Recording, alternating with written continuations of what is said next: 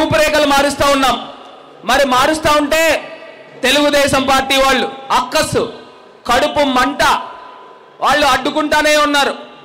నిన్న పాపం ఒక వాలంటీర్ చెల్లమ్మని ఏ రకంగా దూషించాడో ఈ యొక్క తెలుగుదేశం పార్టీ మాజీ ఎమ్మెల్సీ ఆదిరెడ్డి అప్పారావు ఆ యొక్క వీడియో ఉందా, ఆడియో ఉందా, ఆడియో రెడీనా? ఏ రకంగా దూషించాడో, ఎంత ఖండకావరమో, ఎంత బలుపో ఒకసారి చూద్దాం. ఆయన ఏ రకంగా ఆ వాలంటీర్ని లైఫ్ థ్రెట్ చేశాడు, అతని పైన కేసులు కట్టాల, ఆయన బెదిరించాడు. నేనేం చేయలేను, మా కార్యకర్తలను వదిలేస్తే నువ్వు ఏమైపోతావో తెలీదు అని బెదిరించాడు. ఒక్కసారి ఆ వీడియో ప్లే చేయండి, ఆన్ చేయమ్మా ఒకసారి. హలో, సైలెంట్ గా వినండి. ఎవరండి? అమ్మా ఎమ్మెల్సీ ఆదిరెడ్డి అప్పారావు గారు మాట్లాడతారంట, ఒకసారి చూడండి.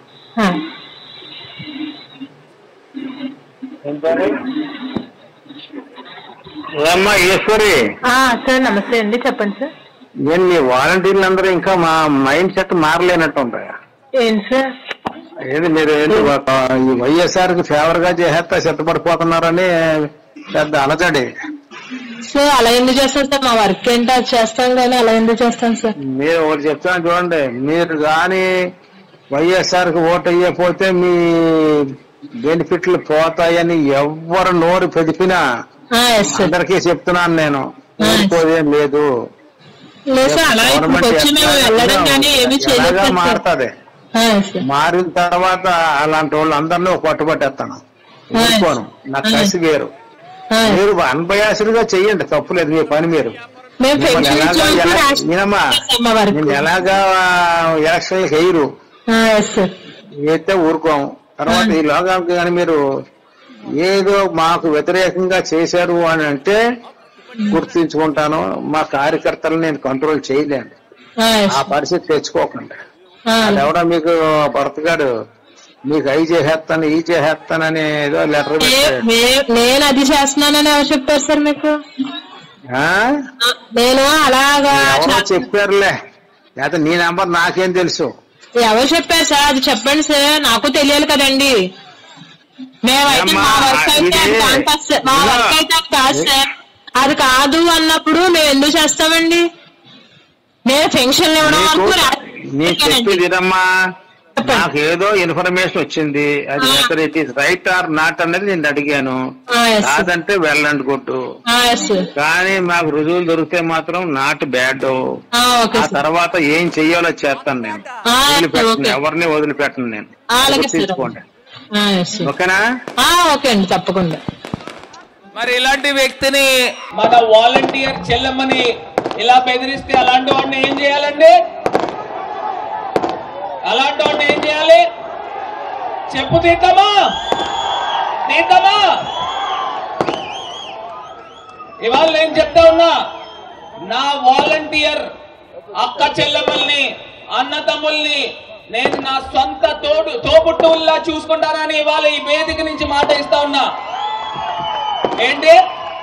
ఏంటన్నో కార్యకర్తలను ఆపలేవా? ఇక్కడ ఎవరైనా గాజులు తొడుక్కుని కూర్చున్నారు అనుకున్నావా ఏంటి? ఇవాళ నేను ఒక్కటే మాట ఇస్తా ఉన్నా, ఇవాళ నా వాలంటీర్లు గాని నా రాజమండ్రి ప్రజలను గాని ఈ బ్లేడ్ బ్యాచ్ల్ని రౌడీ మోకల్ని పెంచి పోషించేవాడు నువ్వు కాదా అని వాళ్ళు అడుగుతా ఉన్నాను. నువ్వు నీ కొడుకు కాదా అని అడుగుతా ఉన్నాను. వడ్డీ వ్యాపారాలు చేస్తారు, రాజమండ్రిలో ప్రజల్ని పీక్కు తింటారు. వీళ్ళు ఇవాళ మాకు నీతులు చెప్తా ఉన్నారు. నీ ప్రయాణం ఎలా ప్రారంభమైంది? సైకిల్ తొక్కుని అద్దింట్లో ఉన్నవాడివి 100 కోట్లు ఎట్లా సంపాదించావు? రాజకీయాలను అడ్డు పెట్టుకుని సంపాదించలేదా? ప్రతిదీ చేసిన కార్యక్రమం ఏంటి? ఎక్కడికి వెళ్ళండి, వడ్డీ వ్యాపారస్తుడు మైండ్ సెట్ ఎలా ఉంటుందండి? ఎలా ఉంటది? నేను వడ్డీ వ్యాపారాలు చేయొద్దని నేను చెప్పట్లా, కాకపోతే వడ్డీ వ్యాపారం చేసేవాడు ఎమ్మెల్యేలుగా ఎంపీలుగా కాకూడదని చెప్తా ఉన్నా. నీకు 10 లక్షలు ఇచ్చాడు అనుకోండి అప్పు, వడ్డీ వ్యాపారస్తుడు రోజు పొద్దున్నే దేవుడికి దండం పెట్టుకుంటాడు. ఏమని? వడ్డీ రావాలని కాదు, వడ్డీ కట్టకూడదని. వడ్డీ కట్టకూడదు, ఎందుకంటే మీ ఆస్తి ఒక 10 లక్షలు అప్పిస్తే 50 లక్షల రూపాయల ఆస్తిని తనఖా పెట్టుకుంటాడు. ఇవాళ ఊర్లో ఎక్కడికి వెళ్ళండి, ఆయనకి ప్రతి పేటలోనూ ఒక 100 గజాలు 150 గజాలు స్థలాలు ఉంటానే ఉన్నాయి. అవి ఎక్కడి నుంచి వచ్చినాయి? ఇలాగ మొత్తం అన్ని కూడా వడ్డీ వ్యాపారాలు చేసి సంపాదించినోడు. మరి అలాంటి వాళ్ళు ఇవాళ మనకి రాజకీయాల్లో ఎమ్మెల్యేలుగా అవసరమా అని అడుగుతా ఉన్నా. నేను ఇవాళ ఒకే ఒక అంశం చెప్తున్నా. మీరు ఆశీర్వదించారు, జగనన్న ఆశీర్వదించాడు, దేవుడి దయతో ఇవాళ నేను ఎంపీగా అయ్యా. 3 సంవత్సరాలు కరోనాతో పోయింది. 2 సంవత్సరాల్లో రాజమండ్రి రూపురేఖలు మార్చామా లేదా అని అడుగుతా ఉన్నా. మరి వీళ్ళ కుటుంబం నుంచి ఒక ఎమ్మెల్యే, ఒక మేయర్ అయ్యారు. మనం ఇచ్చిన ఎమ్మెల్సీ జగనన్న రెక్కల కష్టంతో ఆయన పార్టీ పెట్టుకుని మొట్టమొదటి ఎమ్మెల్సీ వస్తే ఆ ఎమ్మెల్సీని చంద్రబాబు నాయుడు దగ్గర తాకట్టు పెట్టి అక్కడ పార్టీలోకి దూకేశాడు. 16 సంవత్సరాలు పదవుల్లో ఉన్నారు. రాజమండ్రికి ఒక్కటంటే ఒకటి ఏదైనా పని చేశారా అని అడుగుతా ఉన్నా. చేస్తే ఇలా చెప్పండి, లేకపోతే ఇలా చెప్పండి. చేయలే. మరి అలాంటి వ్యక్తులు మనకి ఎమ్మెల్యేగా ఎందుకమ్మా అవసరమా?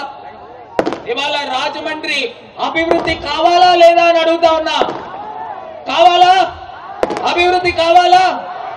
రాజమండ్రి శాంతి భద్రతలతో ఉండాలా లేదా? పీస్ఫుల్ గా ఉండాలా? ఇవాళ రాజమండ్రిలో అవ్వాతాతలకి అక్కా చెల్లెమ్మలకి సంక్షేమం కావాలా లేదా? ఇవాళ రాజమండ్రిలో సుమారుగా జగన్మోహన్ రెడ్డి గారు 30 లక్షల మందికి ఆంధ్రప్రదేశ్ వ్యాప్తంగా ఇల్లులు ఇస్తా ఉంటే రాజమండ్రిలో 40,000 మందికి ఇల్లులు ఇవ్వాలి.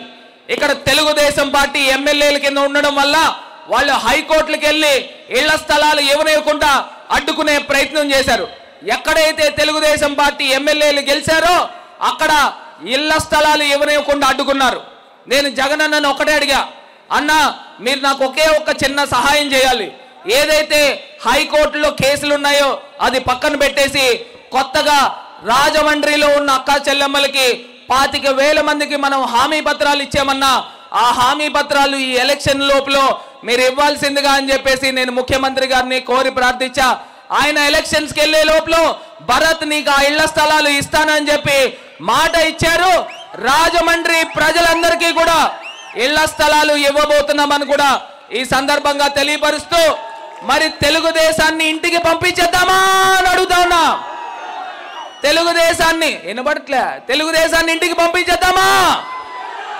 పంపించేద్దామా?